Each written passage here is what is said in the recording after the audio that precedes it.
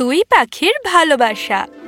Borneo rain ফরেস্টের কেন্দ্রস্থলে, যেখানে প্রতিটি পাতা একটি গল্প বলে, হুইসলার গেয়েছিলেন শুধু গান নয়, একটা ডাক, সংযোগ খোঁজার একটি নির্জনতার সুর। অকৃতজ্ঞ জঙ্গলের সেরেনার আরেকটি দিন। আমার পিচ নিখুঁত, আমার সময় নিখুঁত, কিন্তু আমার দর্শকরা অনুপস্থিত। প্রতি সকালে হুইসলার তার হৃদয় জঙ্গলে ঢেলে দিতেন আশার গান, আকাঙ্ক্ষা আর শুধু স্বতঃস্ফূর্ততার ছোঁয়া। কিন্তু বিনিময়ে তিনি যা পেয়েছিলেন তা হলো, উফ হুইসলার, তুমি কি নামিয়ে রাখবে? আমাদের মধ্যে কারো কারো স্বপ্ন থেকে জাগ্রত করার জন্য অ্যালার্মের প্রয়োজন হয় না। এটাকে বলে আর্ট, আমার ধীর গতির বন্ধু। প্রতিভা যদি আপনার নাকে লেগে থাকে তাহলে আপনি চিনতে পারবেন না। হা হা। প্রতিভা হোক বা না হোক, তুমি এখনো সিঙ্গেল বন্ধু। কখনো কি ভেবেছ সমস্যাটা দর্শকদের কিনা? আপনি জানেন না, আমি সম্পর্কগুলো গোপন রাখতে পছন্দ করি। ফিরে যাও তোমার ধীর গতির স্বপ্নের দৃশ্যে, ঘুমন্ত মাথা।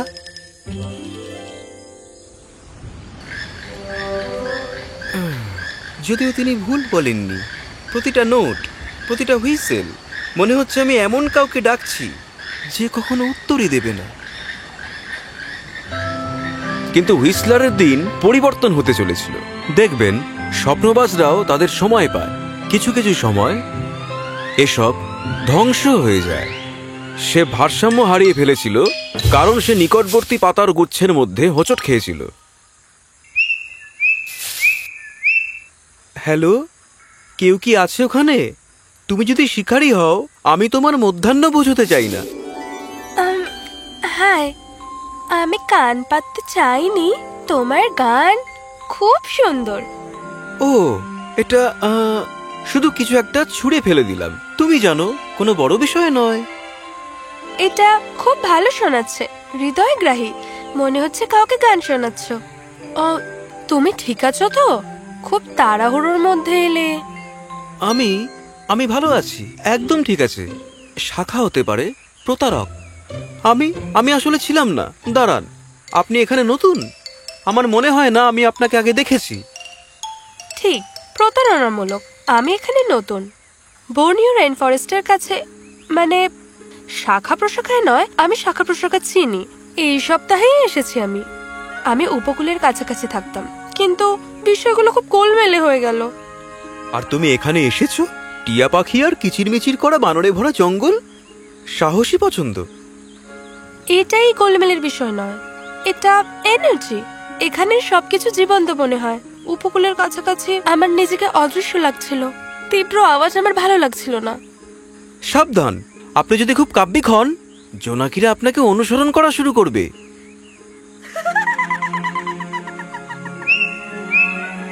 বাহ, তুমি তো খুব ভালো পারো। মানে সত্যি, তুমি তো হুইসলার। আচ্ছা, এটা আমার এক ধরনের বিষয়, কিন্তু ও লালা, আপনার নিজেরও একটা সুন্দর সুর আছে। মিষ্টি, তবে কিন্তু এটা একটু চড়া। ও, আমি খুব একটা পারি না। আমি বেশিরভাগই গান করি নিজে থেকে। বেশ, মাঝে মাঝে এরাই হলো সেরা শ্রোতা। তুমি নিজে নিজেই গান করো, তাই না?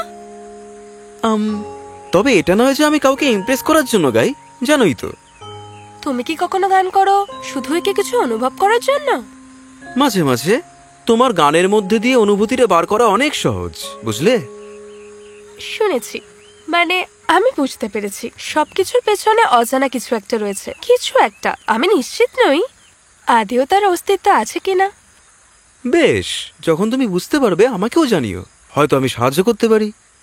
তারা আনন্দ ভাগ করে নেয় এমন ধরনের, যা অপরিচিতদের জন্য কিছুটা ঘনিষ্ঠ বলে মনে হয়। আমার সম্ভবত যাওয়া উচিত। দেখার জন্য আরো অনেক বন আছে। আর এত বানরকে ফাঁকি দিতে হবে? ধন্যবাদ এত গল্পের জন্য। যে কোনো সময় নবাগতা। এমনকি সংক্ষিপ্ততম এনকাউন্টারগুলিও হৃদয়ে স্থায়ী প্রতিধ্বনি ছেড়ে যেতে পারে।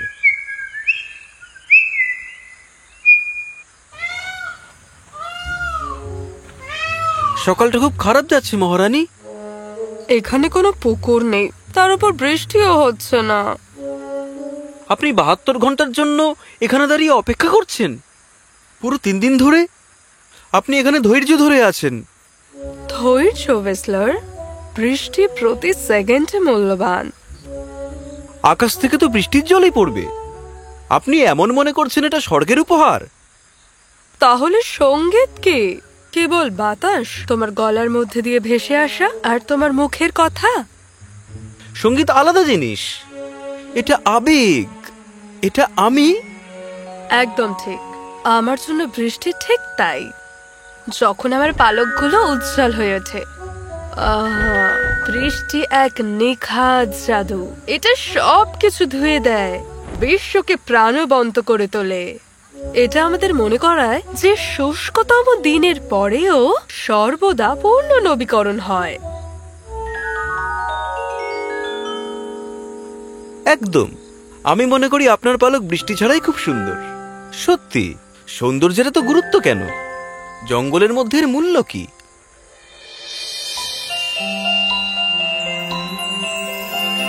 সৌন্দর্য সেটা নয় যেটা তুমি দেখেছো ওয়েসলার, এটা স্বীকার করা সম্পর্কিত। ঠিক তোমার গানের মতো, কেউ না শুনলে কি তুমি তোমার গান করা বন্ধ করে দেবে?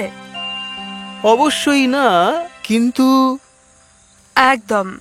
বৃষ্টি বিশ্বকে কিছু প্রমাণ করার জন্য অপেক্ষা করে না, আমিও অপেক্ষা করি, কারণ এটা আমাকে জীবিত করে তোলে। ও, তাহলে কি হবে? ওরা কাছাকাছি দাঁড়িয়ে। এখন আমরা সেই মুহূর্তের অপেক্ষায় আছি। কিসের জন্য?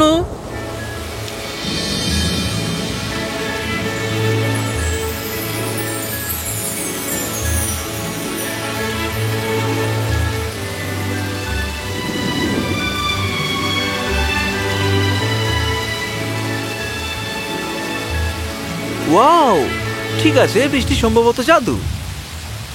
আর হয়তো ধৈর্য এতটাও খারাপ নয়। বেলার শান্ত ধৈর্য তার ঝিকিমিকি পালকের মতোই সম্মোহিত ছিল। এটি হুইসলারকে এমন একজনের কথা মনে করিয়ে দিয়েছিল যার সাথে সে আগে ধাক্কা খেয়েছিল।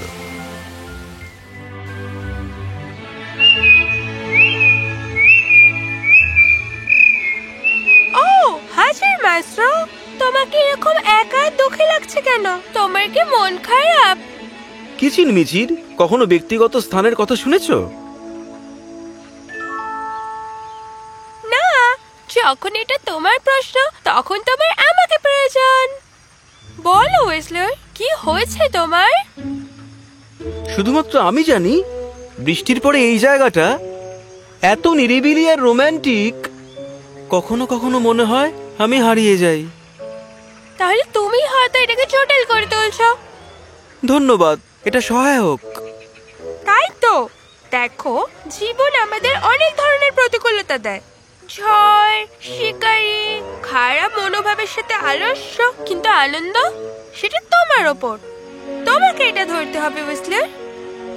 দেখো, কে বলেছে তুমি নিজে মজা করতে পারো না? তুমি হাস্যকর। আর তুমি খুব বদমেজাজি। হয়তো সেই কারণে ছোট্ট গোলাপি গানের পাখিটি একটু আগে তোমাকে খুঁজছিল। গোলাপি গানের পাখি? হ্যাঁ, সত্যিকারের কিউট। জিজ্ঞেস করছিল ওই নীল রঙের পাখিটি কোথায়, সে দারুণ গান করে। কি ভাবছো তুমি? এবার একটু হাসো মাস্টার, সে বোধহয় এখনো তোমাকেই খুঁজছে।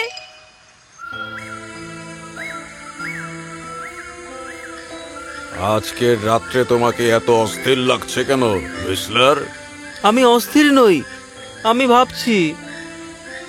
কোনো নির্দিষ্ট কারোর কথা ভাবছো, নাকি নিজের কোলাহল থেকে দৌড়াচ্ছ? ঠিক আছে বুদ্ধিমান, তুমি কিভাবে জানলে যে তোমার সর্বশেষ জ্ঞানের মুক্ত দিয়ে আঘাত করো আমাকে? আমি শুধুমাত্র তোমার কণ্ঠস্বর শুনতে পেয়েছিলাম, তোমার সুরে আকুলতা অনুভব করলাম। কখনো কখনো বুদ্ধিমানের জিনিস বলতে কিছুই বোঝায় না। এটাই আপনার বড় পরামর্শ, নীরবতা? শোনো হুইসলার,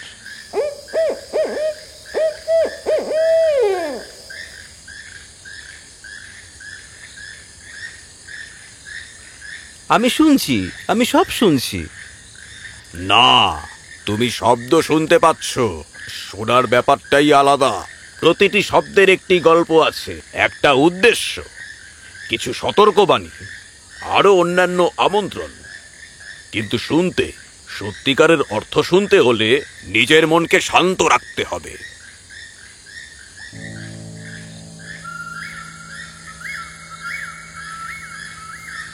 ওই যে হুইসেল, ওটা আমার গান। ও, গোলাপি রঙের পাখি। সে তো সারাদিন সেই চেষ্টাই করছে। আমার মনে হয় সে তোমাকে পছন্দ করে।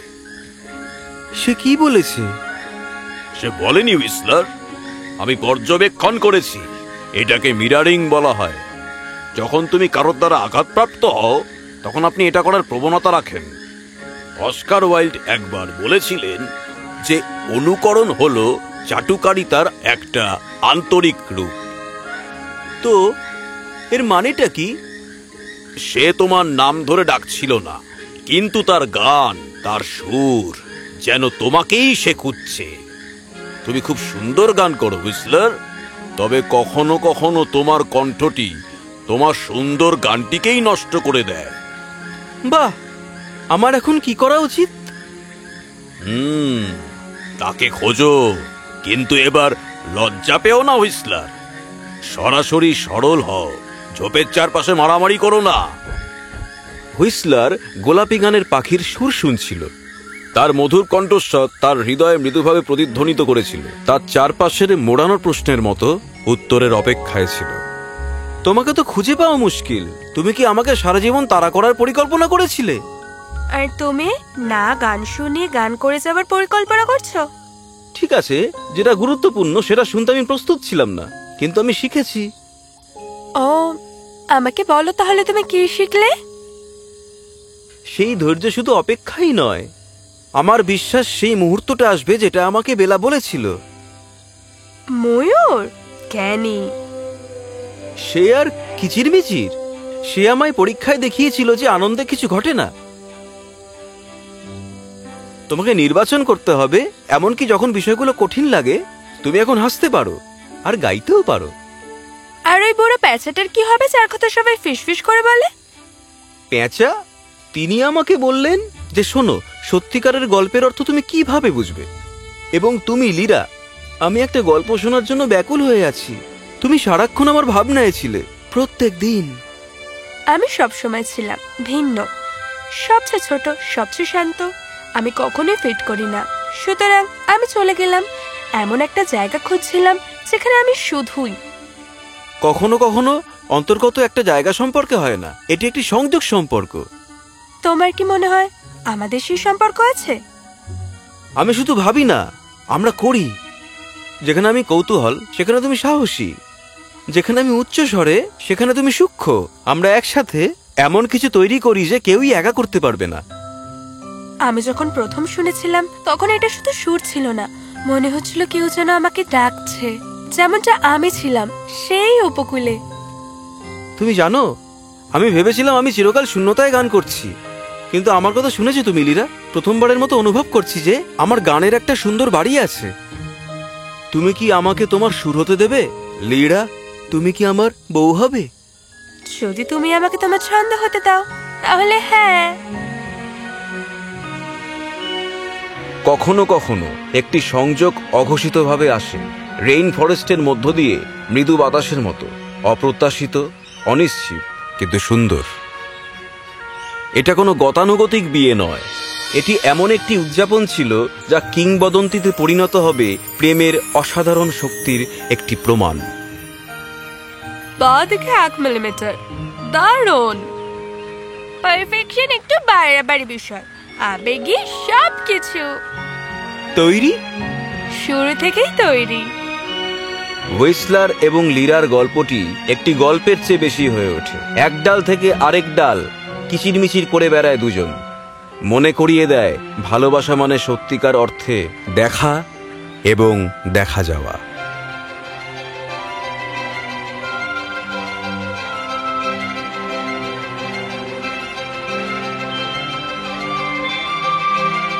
বাড়িতে স্বাগতম। আর তারপর হুইসলার এবং লিরা আর বর্নিও রেইন ফরেস্টের সবাই সুখে শান্তিতে বসবাস করতে শুরু করলো।